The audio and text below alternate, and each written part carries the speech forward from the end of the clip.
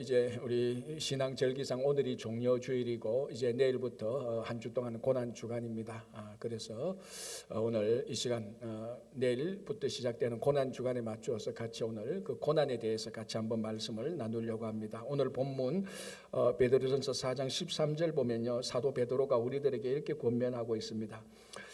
오히려 너희가 그리스도의 고난에 참여하는 것으로 즐거워하라, 이렇게 말했습니다. 그리스도의 고난에 참여하라, 그리고 그것을 즐거워하라, 이런 말입니다. 일단의 그룹의 사람들이 자기에게 주어진 십자가를 다 지고 예수님을 만나러 갔습니다. 그러니까 그 십자가가 다, 자기에게 주어진 십자가가 다 가볍지 않지 않습니까? 다 무겁고 힘들고 뭐 어떨 때는 거추장스럽고 뭐 짜증도 나고 불평도 나는 그런 힘든 십자가입니다. 쭉 지고 가는데 낮엔 또 땡볕이 나고 하니까 다 힘들지 않습니까? 이제 그 중에 한 사람이 장꾀를 생각했습니다. 너무 힘드니까 다른 사람이 안 보는 틈을 타서 톱을 가지고 십자가 한쪽을 좀 밑에 좀 잘라냈습니다. 그러니까 훨씬 가벼워졌죠. 이제 좀 훨씬 가벼워진 십자가 지고 이렇게 갑니다. 또 가다 보니까 뭐 땡볕이 나고 막 덥고 하니까 한 번 자른 십자가 두 번이나 못 자르겠습니까? 또 톱을 한 번 더 잘라냈습니다. 그러니까 이건 무거운 십자가가 아니고 가벼운 십자가가 되었습니다. 그래서 그 십자가 지고 가는데 옆에 사람들 보니까 다 자기 거 무거운 거 지고 땀 뻘뻘 흘리면서 힘들어하는 거 보니까 속으로 좀 비웃기도 하고 좀 어리석은 사람이라 이렇게 좀 생각이 들었습니다. 이 가벼운 십자가를 지고 이제 계속 가는데 드디어 이제 저쪽에 예수님이 보이는 겁니다. 예수님께서 두 팔을 벌리고 다 자기들을 초청해 주십니다. 그래서 막 기뻐가지고 예수님 앞에 가까이 갔는데 먼 데서는 안 보였던 그 도랑이 있는 겁니다. 이 도랑을 건너가야 이제 예수님을 만나는데 예수님께서 다 도랑을 건너오라 그럽니다. 그런데 보니까 다리도 없고 징검다리도 없고 돌다리도 없고 아무것도 없습니다. 우리가 어떻게 건너갈까요 하니까 예수님께서 너희들 지고 온 십자가 있잖아, 그거 도랑에 다 올려놓고 그걸 다리로 삼고 건너오라 그랬습니다. 사람들이 다 자기 십자가 도랑에 딱 내니까 마치 치수가 잰 듯이 거기에 딱 맞는 거예요. 한 사람 빼고 톱으로 십자가 잘랐던 사람, 그 도랑에 넣으니까 안 되는 거예요. 그래서 도랑을 건너지 못해서 예수님을 만나지 못했다는 그런 이야기가 있습니다. 무슨 말이겠습니까? 십자가 없이 예수님께 가까이 갈 수 없는 것이죠. 물론 우리가 십자가가 없어도 예수님이 좋은 사람이다, 유대인으로 나셨다가 그 유대인들한테 모함을 받아서 십자가에 달려 돌아가셨더라, 그 정도 예수는 다 만날 수 있습니다. 좋은 사상가나 철학가나. 그러나 그분이 정말 우리 죄를 대신 지시고 우리 죄 때문에 십자가에 달려 돌아가시고 3일 만에 부활하신 우리의 구주 그리스도로서의 예수님은 십자가 없이는 결코 만날 수가 없습니다. 십자가를 통과하지 않고서는 예수님을 만날 수 없습니다. 그래서 여러분, 우리 십자가의 짐이 좀 무겁고 힘들다 할지라도 자르지 마시고 그거 지고 가면 되는 겁니다. 그런데 이 십자가의 짐과요, 율법이 우리들에게 주는 짐은요, 공통점이 있고 차이점이 있습니다. 공통점은 뭔가 하면 다 힘듭니다. 다 벅차죠. 다 이게 율법을 행해서 행하는 우리의 짐, 십자가를 지고 가는 고난의 짐은 다 힘들고 괴롭지만요, 중요한 차이점이 있습니다. 중요한 차이점이 뭔가 하면 십자가의 짐, 십자가의 고난은요, 그 안에 즐거움이 있습니다. 기쁨이 있습니다. 그래서 희망을 가질 수 있고 기대할 수 있습니다. 그런데 율법의 짐, 율법이 우리들에게 주는 이 짐은요, 지면 질수록 더 힘들고 버든되고 아무런 기쁨이 없고 희망이 없습니다. 마치 쳇바퀴 돌아가듯이. 그래서 우리가 져야 될 짐, 우리가 담당해야 될 이 고난은 율법을 지키느라고 애쓰고 힘쓰는 그런 짐, 그런 것이 아니고 주님께서 우리를 위해서 대신 지신 그 십자가, 이제 우리 그 십자가의 짐을 지고 갈 때 거기에 생명 대신 예수 그리스도를 만나고 그런 기쁨으로 살아가게 되는 것입니다. 그래서 오늘 사도 베드로가 그리스도의 고난에 참여하라, 그리고 그것을 즐거워하라, 고난의 즐거움을 우리들에게 권면하고 있습니다. 그래서 오늘 우리가 성경을 통해서 믿음의 선진들을 통해서 이 고난을 통하여서 즐거움을 누렸던 그 경우들을 우리가 같이 한번 보겠습니다. 자, 첫 번째로 우리가 볼 거는요, 시편 31편 11절에서 13절 다윗인데요, 제가 봉독해 드리겠습니다. 내가 모든 대적들 때문에 욕을 당하고 내 이웃에게서 심히 당하니 내 친구가 놀라고 길에서 보는 자가 나를 피하였나이다. 내가 잊어버린 바 됨이 죽은 자를 마음에 두지 아니함 같고 깨진 그릇과 같으니이다. 내가 무리의 비방을 들었으므로 사방이 두려움으로 감싸였나이다. 그들이 나를 치려고 함께 의논할 때에 내 생명을 빼앗기로 꾀하였나이다. 자, 이게 이 상황이 어떤가 하면은 전통적으로 이 상황은 다윗이 자기 아들 압살롬의 난을 경험하고 난 다음에 기록한 시라고 말합니다. 자, 압살롬은 다윗의 아들로서 다윗의 아들 가운데 가장 뛰어난 아들이었죠. 카리스마가 있고 잘생겼고 능력 있고 정말 다윗 다음에 왕으로서 인간적으로 보면 잘못된 하나의 어떤 흠이 없을 정도로 완벽한 아들입니다. 아마 어쩌면 평생에 다윗이 그렇게 생각했을 가능성도 있을 겁니다. 내 아들 가운데 누가 제일 적당할까? 딱 뜨이는 인물이 압살롬입니다. 그런데 이 압살롬이 반역을 일으켰거든요. 이렇게 해서 아버지를 죽이고 왕권을 차지하려고 했습니다. 자, 이 다윗의 마음이 어떻겠습니까? 얼마나 가슴 아프겠습니까? 그 예루살렘을 떠나고 도망하고 그건 두 번째고요. 자기가 진짜로 믿고 진짜 어떨 때는 정치할 때 어려울 때는 의존했을 정도까지의 큰 아들인데 그 아들이 반역을 했으니까 얼마나 어려웠겠습니까? 얼마나 마음이 다쳤겠습니까? 자, 게다가 압살롬 반역의 특징은 뭔가 하면요, 이 백성들의 마음이 다윗에서 다 떠나고 압살롬 쪽으로 치우쳤다는 것입니다. 그래서 우리 사무엘서를 읽어보면요, 압살롬이 백성의 마음을 훔쳤다라고 말을 합니다. 그게 왜냐하면은 압살롬이 이 성문 앞에 서서 백성들의 재판을 다 해주고 백성들한테 다 좋은 대로 재판 결과를 해줍니다. 그 백성들이 이 다윗도 못했던 일을 아들 압살롬이 하니까 이 압살롬을 왕으로 다 마음속으로 받아들였습니다. 그때 이제 압살롬이 반역을 일으킨 거죠.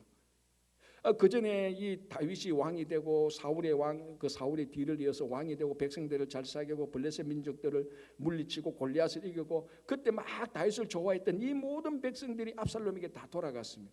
그래서 압살롬이 반역을 일으키니 다윗이 꼼짝없이 당하게 된 겁니다. 그래서 오늘 이 본문에도 보면 이렇게 말하죠. 모든 대적들 사방에서 둘러싸여졌다. 그리고 무리의 비방을 들었다. 모든 대적들, 무리의 비방들 사방으로 둘러싸였다. 이 백성들의 마음이 다윗에서 다 떠난 겁니다. 그래서 다윗의 이 어떤 육신의 고난보다는 마음의 고난이 이루 말할 수 없는 겁니다. 그래서 오늘 이 본문에서 다윗은 그런 상황을 자기가 뭐라고 말하는가 하면 깨진 그릇 같다고 말합니다. 오늘 이 본문에 깨진 그릇과 같으니이다. 박살났습니다. 깨진 그릇. 자, 오늘날은 그릇 하나 깨지면요, 이게 뭐 과학하고 이런 기술이 발달해가지고 완전 복구합니다. 완전 복구하면 이 그릇이 언제 깨졌는가 흔적을 찾아볼 수 없을 정도로 기술이 뛰어나죠, 요즘은. 그런데 지금부터 다윗이 있을 때 3000년 전에요, 그릇이 깨지면요, 이거 복구가 안 됩니다. 물론 그 당시 가지고 있던 접착제로 약간은 붙일 수가 있겠죠. 그러나 완전한 그릇처럼 복구가 안 되죠. 이게 접착했다 할지라도 깨진 흔적들이 다 남아 있지 않습니까? 그러니까 깨진 그릇이라는 것은 인간의 힘으로 복구가 안 되는 상황을 말하는 겁니다. 지금 다윗이 그렇게 됐다는 겁니다. 고난을 당해서. 자, 이런 고난이 다윗의 인생을 박살내버렸습니다. 여기에 무슨 기쁨이 있고 무슨 즐거움이 있겠습니까? 그죠? 아무런 기쁨이 즐거움이 없습니다. 자, 그럼에도 불구하고 다윗은 이 고난을 어떻게 극복하는가? 아까 읽었던 31편, 시편 31편 14절 그 다음 구절을 보면요, 다윗이 이렇게 말합니다. 여호와여, 그러하여도 무슨 말입니까? 아들이 나를 대적하여도 온 백성이 내게 등져도 내가 깨진 그릇이 되어도, 자, 여호와여 그러하여도 나는 주께 의지하고 말하기를. 여기에 의지라는 말이 중요하죠. 내가 완전히 깨진 그릇처럼 인생이 박살나 보니 이거 인간의 힘으로 복구 못한다는 겁니다. 자기가 비록 왕이지만 복구 못합니다. 아니, 이제 뭐 쫓겨다니는 신세니까 어떻게 깨진 그릇을 복구할 수 있습니까? 하나님만 복구할 수 있다는 겁니다. 그래서 하나님께 의지하게 되는 겁니다. 자, 여러분, 성도의 기쁨이 어디 있습니까? 이 세상에 진짜 우리 이 뉴욕 이 지역에서 아주 힘 있는 사람한테, 그 힘 있는 사람에게, 그 권력자에게 의지해서 살아가는 것이 기쁩니까? 엄청난 대기업에 돈 많은 그 사람에게 권력 어떤 그런 사람에게 의지해서 사는 게 기쁩니까? 세상 사람은 그럴 수 있습니다. 그래서 세상 사람들이 내가 누구를 안다라고 막 뻑이죠. 권력자를 알고 국회의원을 알고 상원의원을 알고 내가 그 대기업의 회장을 안다.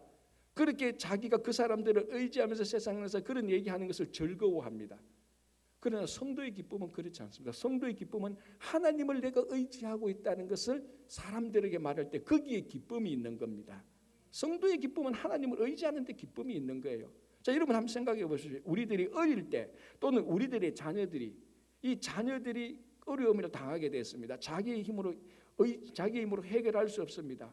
그때 이제 아버지와 어머니가 그 일을 해결해 줄 때 이 자녀들은 어머니를 의지하고 아버지를 의지합니다. 그때 의지할 때 안락감이 들죠. 막 불안하고 염려했는데 해결하지 못하는 어려움이 닥치는데 고난이 닥치는데 어머니 아버지가 자기 부모가 해결해 주니까 야 우리 엄마 아빠가 최고야라고 말하면서 엄마 아버지를 의지하게 될 때 모든 불안과 염려가 사라지고 행복감이 듭니다. 이제 괜찮구나. 일이 해결됐구나. 그때의 기쁨을 누리는 거죠. 그때 즐거움을 누리는 겁니다. 그게 부모를 의지하게 될 때 자녀들은 그 속에서 기쁨이 나는 겁니다.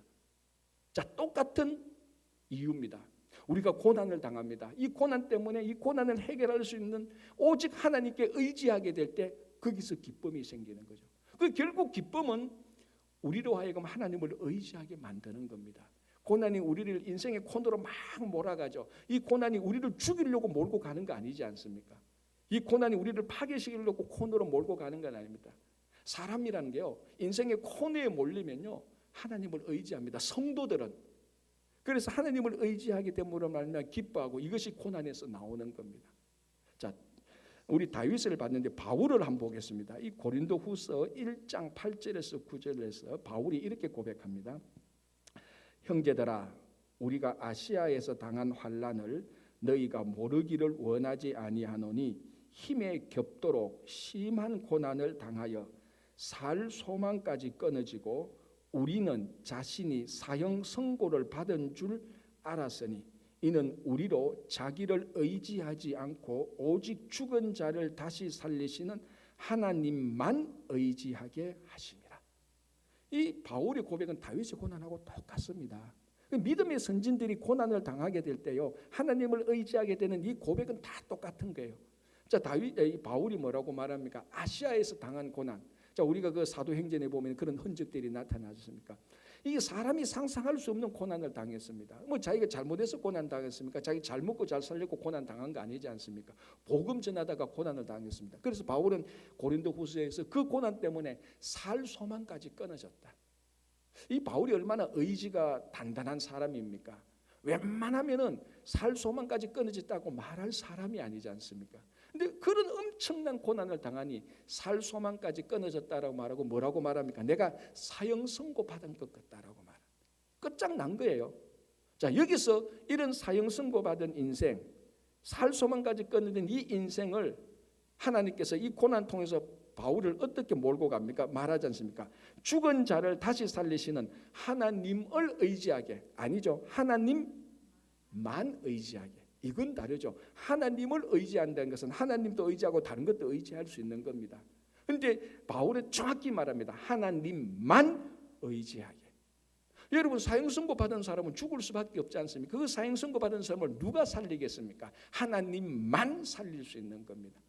그 결국 고난은 우리를 코너로 몰아가지고 하나님을 의지하게 되는데 그 하나님을 의지하고 보니까 거기에 우리의 기쁨이 있는 겁니다. 우리의 즐거움이 있는 겁니다. 이 기쁨의 즐거움을 발생시킨 것은 결국 고난이라는 겁니다. 그래서 사도 베드로는 고난에 참여함으로 오히려 즐거워하라, 기뻐하라라는 겁니다. 이게 세상 사람들이 당하는 고난하고 완전히 다르지 않습니까? 자, 데니스 피셔라는 사람이 자기 아버지에 대한 회상을 이렇게 하고 있습니다. 자기 아버지가 굉장히 의지가 단단한 사람이 있습니다. 우리 말하면 자수성가한 사람이죠. 그 어려운 환경에 자라서 한평생 살아오면서 어떤 누구에게 의지하지 않고 자기 힘으로 일을 다 해결하는 사람입니다. 세계 제2차 대전에는 또 전쟁에도 참여하고. 근데 이 데니스 피셔라는 사람이 이제 예수를 믿게 됩니다. 예수를 믿게 보니까 너무 좋거든요. 그래서 자기 아버지한테 아빠도 교회 가서 우리 예수 믿어. 우리말로 하면 전도를 했단 말이에요. 그러니까 이 아버지가 하는 말이, 야, 내 인생에 있어서 종교라는 인생의 목발은 필요 없어. 걷어치워. 이렇게 말을 했다는 겁니다. 그러니까 이 사람은, 이 아버지는 종교를, 연약한 사람, 힘없는 사람, 굳이 말하자면은 다리가 불편한 사람이 의지하는 목발 정도지, 내가 무슨 뭐 잘못해, 내가 뭐 연약해서 그런 뭐 하나님을 의지하고 뭐 교회를 가고 예수를 믿어, 나 그거 필요 없어. 나는 지금까지 살아온 대로 목발 필요 없이 잘 살아갈 거야. 이 아들이 계속 전도할 때마다 아버지는 늘 그런 식으로 다 거절했습니다. 자, 이런 가운데서 이 가정이 아버지의 아내, 그러니까 데니스 피셔의 엄마가 늦둥이를 임신하게 되는 겁니다. 그러니까 이 아버지가 좀 안 그래도 인생이 무료하던 차에 이 늦둥이가 이제 임신하게 되고 아이를 낳게 되니까 너무 인생이 기쁜 거예요. 새로운 삶을 사는 것처럼. 이제 2대만 기다리는 거예요. 5개월 남았구나, 4개월 남았구나, 3개월 남았구나. 완전 정말 새로운 생명을 기다리고 있었단 말이죠. 드디어 2대에 대해서 아기를 낳았습니다. 보니까 딸이에요. 안 그래도 아들만 둘인데 딸 낳았으니까 얼마나 이쁘겠습니까? 요까지만 딱 좋았어요. 딸이 낳는데 죽은 거예요. 우리말로 사산이죠, 사산. 뭐 그 당시에는 초음파 이런 게 없었으니까 딸인지 죽은지 그 분별이 못하지 않습니까? 나봐야 알지 않습니까? 10개월 동안 그렇게 자기 인생을 기쁘게 하고 새 희망에 들뜨게 했던 그 새로운 생명이 태어났는데 보니까 죽어서 태어난 겁니다. 그때 이 아버지가 인생의 중요한 경험을 하나 하게 됩니다. 이 세상에서 지금까지 나는 인생의 목발과 같은 어떤 종교나 어떤 도움도 없이 살아왔는데, 그래서 내 힘으로 노력하고 의지했는데 죽어서 태어난 아이를 보니까 자기가 할 수 있는 게 하나도 없었습니다. 그렇지 않습니까? 태어났는데 보니까 죽었으니까 할 수 있는 게 하나도 없죠. 그러면서 심령이 막 상하게 되는 겁니다. 마치 다윗의 심령처럼, 바울의 심령처럼 태어나서 죽은 아이를 보면서 자기가 해줄 수 있는 게 없고 할 수 있는 게 하나도 없습니다. 이게 인생의 한 단면이구나. 완전히 박살나면서 자기가 깨어지기 시작합니다. 앞으로도 내 인생에 내가 할 수 없는 게, 손댈 수도 없는 인생이 다가오겠구나. 그런 생각을 하게 되면서 목발이 필요하게 된 거죠. 이제부터. 목발 잔치가 아니고 자기 인생을 맡길 의지하는 어떤 존재를 추구하게 되는 거예요. 그때 자기 아들이 했던, 데니스 피셔가 했던, 아빠 교회 한번 가서 예수 믿어봐, 하나님 믿어봐. 그때부터 하나님을 믿게 되는 겁니다. 그래서 인생이 어려울 때마다 하나님을 의지하게 되는 거죠. 결국 한번 보십시오. 이 데니스 피셔의 아버지가 하나님을 의지하게 되는 이 인생의 가장 큰 이 진리, 이 기쁨을 누리게 된 것은 한 아이의 태어난 아이가 죽어서 태어난 그 아이의 그 고난, 그 가정의 고난, 이것 때문에 발생하게 된 것입니다. 그러니까 여러분, 우리 어떤 고난이라도요, 이 고난은 우리 삶을 깨진 그릇으로 다 만들어 버립니다. 근데 이 고난이 우리 삶을 깨진 그릇으로 만든다고 해서 우리 삶을 영원히 파괴시키거나 영원히 죽이려는 건 아니죠. 깨진 그릇이 되었을 때 오히려 이것을 역전시켜서 깨진 그릇을 회복하는 하나님을 의지하게 만드는 겁니다. 여기에 성도의 즐거움이 있고 기쁨이 있는 겁니다. 자, 여러분, 오늘 이 자리에 오신 우리 모두, 저를 포함한 우리 모두에게 나는 깨진 그릇이 아니야라고 장담할 수 있는 분이 어디 있겠습니까? 다 상한 심령들이 있습니다. 특별히 우리 이민자라면 어떤 곳에 사는 사람보다 훨씬 더 상한 심령입니다. 똑같은 그릇이라 할지라도 우리는 깨진 그릇 조각수가 더 많죠. 다 깨진 그릇 아닙니까? 이 깨진 것으로 살아가는 우리 인생을 어떻게 우리가 기쁨을 누리겠습니까? 하나님을 의지하는 것밖에 없습니다. 그것 외에는 방법이 없습니다. 자, 그러면 하나 더 생각해 봅시다. 우리 성도가 살아가는데 하나님을 의지하는 가장 주된 표시가 뭡니까? 그거는 당연히 기도하는 거죠. 내가 하나님을 의지한다라고 진짜로 고백하면서 기도하지 않는 건 그건 거짓말입니다. 그리고 기도하면서 나는 하나님을 의지하지 않아, 그것도 거짓말입니다. 하나님을 의지한다는 말은 기도한다는 말하고 같은 의미입니다. 자, 우리 다 깨진 인생 아닙니까? 깨진 그릇 아닙니까? 상한 심령 아닙니까? 이 상한 심령을 가지고 이게 회복되고 기쁨을 누리는 것은 한 가지밖에 없습니다. 하나님을 의지하는 것밖에 없습니다. 그게 뭡니까? 기도하는 것 아닙니까? 그때 그 기도 속에서 깨진 그릇이 다시 회복되기 시작되는 거죠. 하나님께 회복하는, 하나님을 의지할 때 깨진 그릇이 다시 일어나기 시작하는 것입니다. 그래서 또 내일부터 우리가 또 고난 주간 아닙니까? 고난 주간에 특별 새벽 기도할 때 여러분, 이 고난 주간 동안에 다 고난 있는 우리들, 이 새벽에 나와서 하나님을 의지할 때 지금까지 누리지 못했던 고난의 기쁨을 한번 누려보시기 바랍니다. 여러분, 세상의 기쁨을 누리라는 것 아닙니다. 이 고난의 기쁨, 영적인 기쁨을 이번 한 주 동안에 누리시면서 정말 2024년 그 고난 주간에는 그 고난 가운데 우리가 힘들었지만은 우리 인생이 깨진 거랬지만 그 안에 인생의 단맛이 있었다라는 것을 누리시기 바랍니다. 여러분, 세상 사람들은 고난을 누리면서 원망하고 불평합니다. 그래서 인생이 자꾸 삐뚤어져요. 그러나 우리 성도들은 이 고난이 오면 더 하나님께 더 의지해서 이 고난 가운데 담겨져 있는 단맛을 보는 겁니다. 그게 고난의 기쁨을 누리는 것이고, 그 비결이 하나님을 의지하는 것이고, 다른 말로 하면 그게 기도하는 것 아닙니까? 우리 성도의 특권이 기도입니다. 그래서 기도 많이 하시기 바랍니다. 자, 두 번째 우리 또 고난의 기쁨은요, 먼저 간단하게 정리하면요, 이 고난은 우리를 성장하게 하고 성숙하게 해서 하나님 앞에서 온전하게 해주는 겁니다. 자, 야고보서 1장 2절에서 4절 제가 한번 봉독해 드리겠습니다. 내 형제들아, 너희가 여러 가지 시험을 당하거든. 자, 여기서 시험은 시련, 환난입니다. 다시 봉독할게요. 내 형제들아, 너희가 여러 가지 시험, 즉 환난을 당하거든 온전히 기쁘게 여기라. 베드로하고 같은 말입니다. 이는 너희 믿음의 시련, 즉 환난이 인내를 만들어내는 줄 너희가 암이라. 인내를 온전히 이루라. 이는 너희로 온전하고 구비하여 조금도 부족함이 없게 하려 함이라. 자, 이 과정은 간단합니다. 야고보 사도나 베드로 사도들 하는 내용은 간단한데 야고보는 하나 더 말해줘. 너희가 시련을 당하거든, 고난을 당하거든 기뻐하라. 왜냐하면 이 고난을 당하면 인내가 생기고, 이 인내를 잘 감당하면 하나님 앞에서 온전하게 된다. 자, 이게 또 성도의 기쁨 아닙니까? 우리가 하나님 앞에서 온전하게 되는 것, 하나님 앞에서 성숙하게 되는 것, 그게 기쁨입니다. 여러분, 한번 생각해 보십시오. 여러분, 자녀들이 1살, 2살 될 때 참 이쁩니다. 귀엽죠. 그런데 이 자녀들이 그 귀엽고 이쁘다고 해서 6살, 7살, 10살, 20살, 30살이 됐는데 성숙하지 않고 계속해서 1살, 2살로만 있으면 그건 기쁜 게 아니에요. 그건 기쁜 게 아니지 않습니까? 성숙해야 기쁜 겁니다. 부모도 봤을 때도 기쁜 거고, 그 자신이 봤을 때도 그 나이에 만큼 성숙하고 온전해져야 그게 삶의 기쁨이 있고 보람이 있는 겁니다. 이걸 하는 게 뭐냐? 이 과정이 인내의 과정인데 이 인내를 이루는 게 고난이죠. 간단하게 말하면 고난이 우리를 성숙하게 만들고 고난이 우리를 온전하게 만드는 겁니다. 하나님 앞에서. 자, 어떤 한 농부가 1년 동안 열심히 수고했는데 막상 추수 때 보니까 수확물을 거뒀는데 자기가 기대했던 만큼 추수가 안 된 겁니다. 짜증이 났죠. 화가 났죠. 하나님 앞에 불평을 하는 겁니다. 하나님, 이게 뭡니까? 하나님은 농사도 안 지어봤습니까? 이렇게 우리를 하면 이 농사가 됩니까? 이게 하나님, 날씨 조절에 원래는 실패했어요. 날씨를 이렇게 조절하면 안 됩니다. 농사가 안 됐지 않습니까?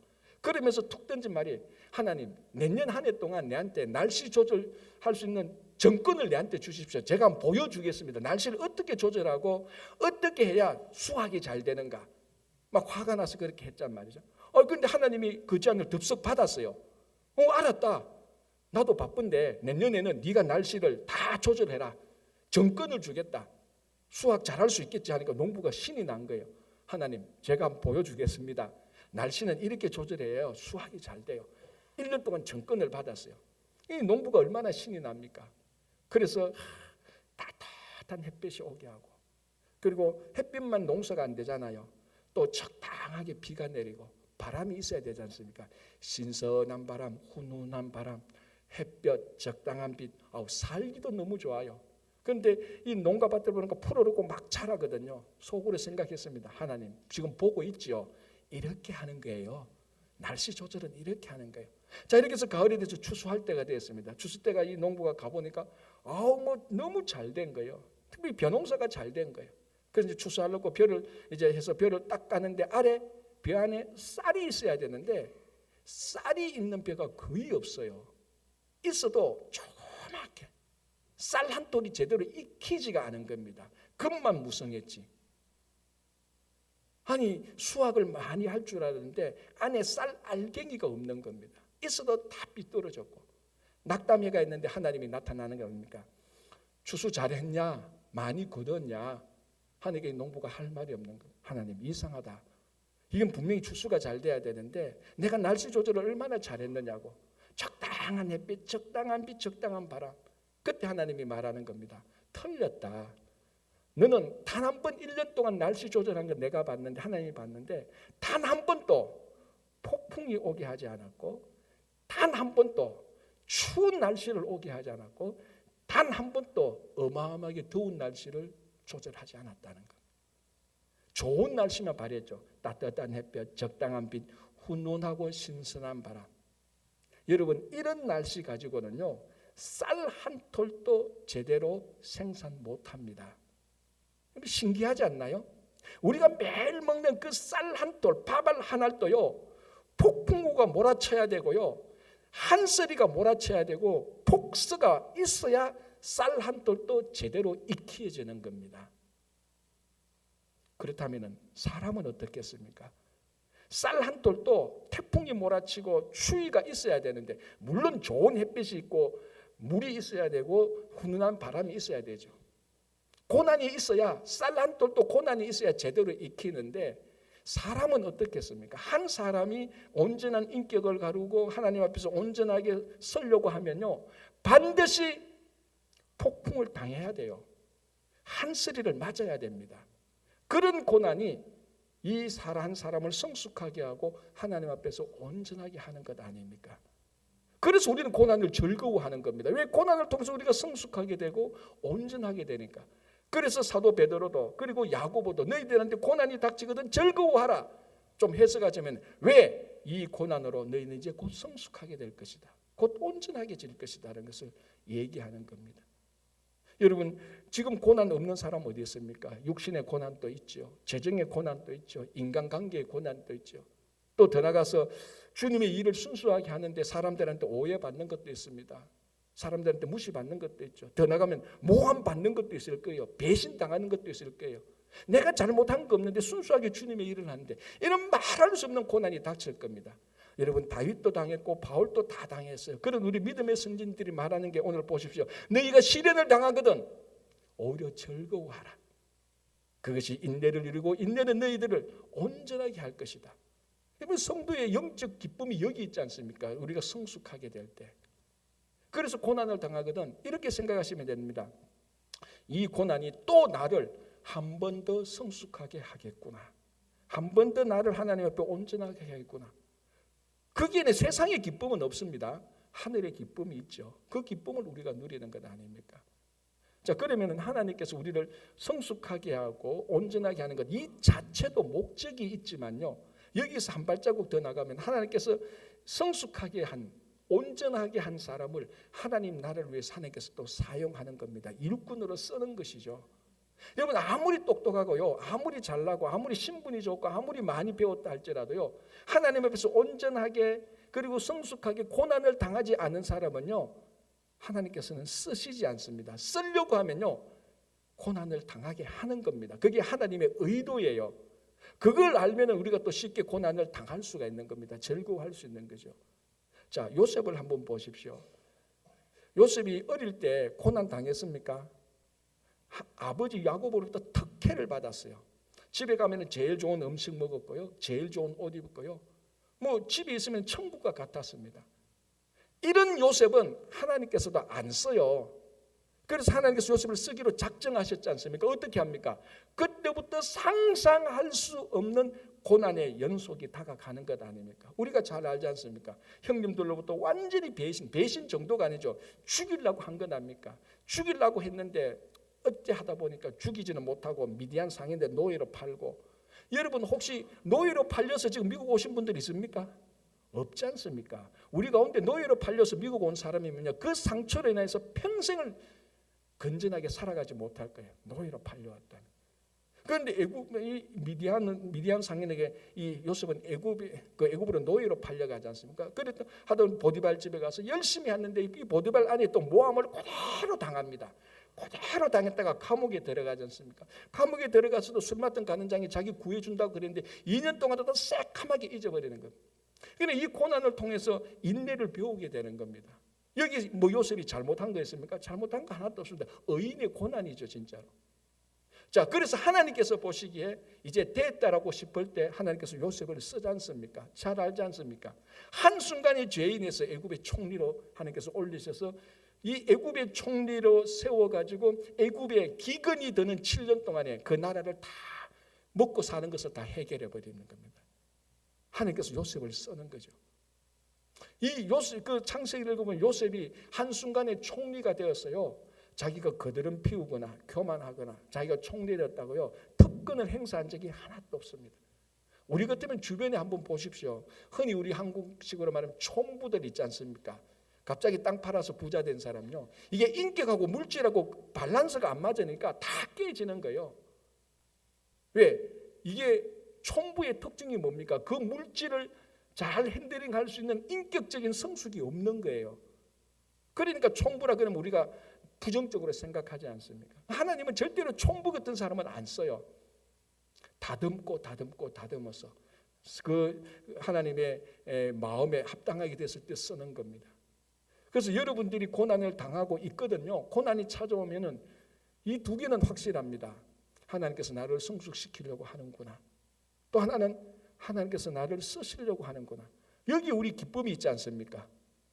우리가 예수 믿는 건 뭡니까? 주님의 나라에 동참하는 것. 크든 적든 주님이 일을 할 때 우리 인생의 보람이 있고 기쁨이 여기 있습니다. 이 시발점이 뭐냐? 출발점이 뭐냐? 고난이라는 겁니다. 그래서 고난 속에 우리는 즐거워할 수 있죠.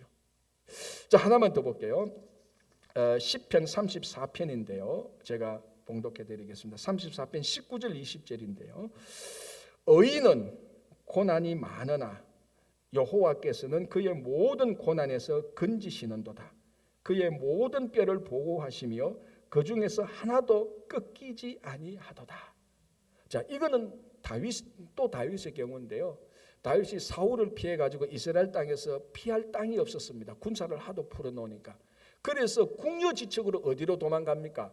블레셋 땅으로 도망을 갑니다. 자, 그 당시 블레셋은요 이스라엘하고 철전지 원수 아닙니까? 특별히 다윗은 블레셋 땅으로 가면 안 되지. 왜? 블레셋에 5도시가 있는데 그 중에 가드 사람 골리앗을 이겼지 않습니까?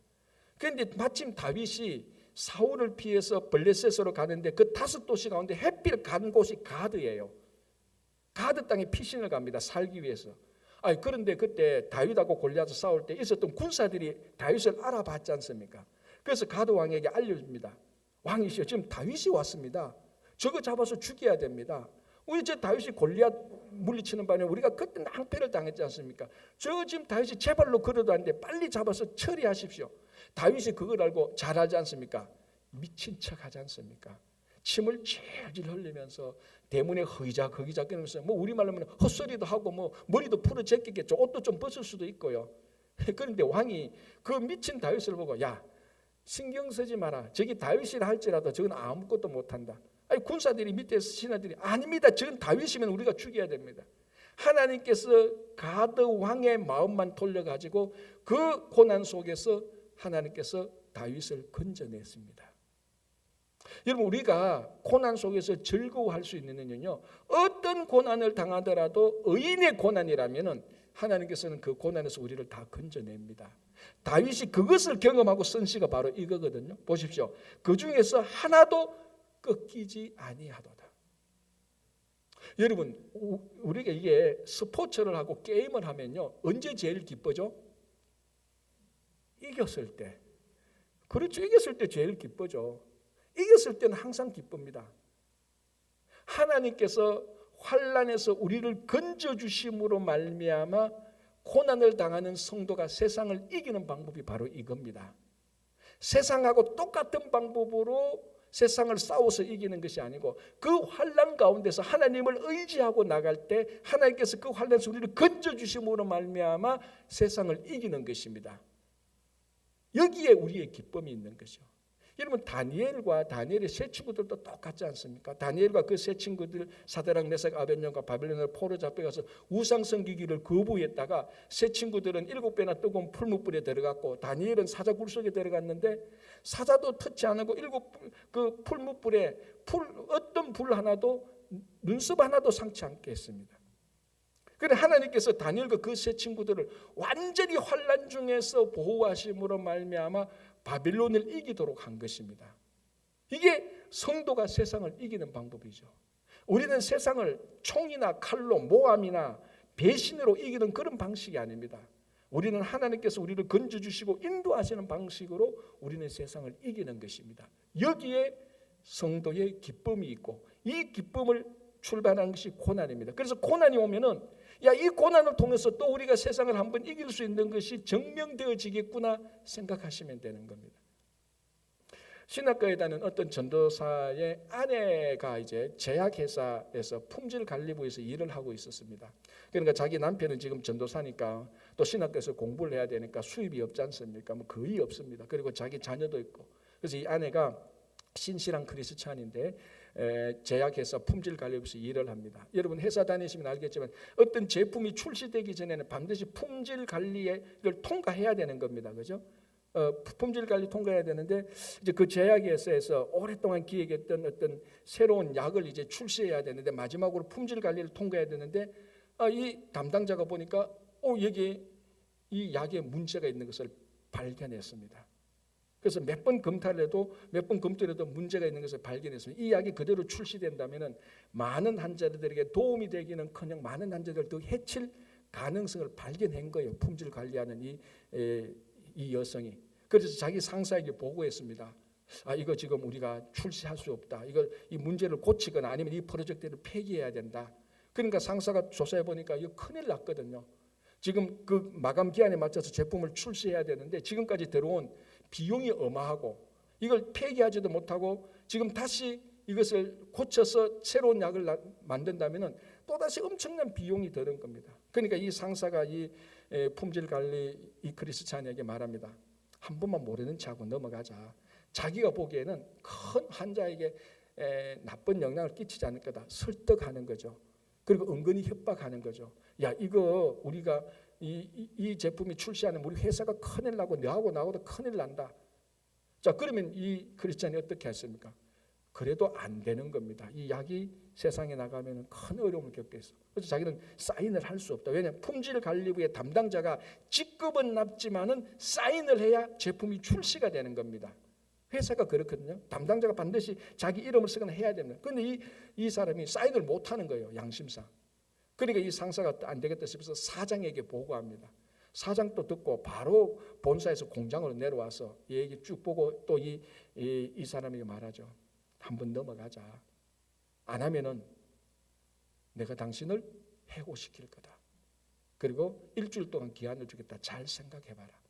자, 그러면 이 사람은 그 회사에서 나오면은 당장 생계가 어렵습니다.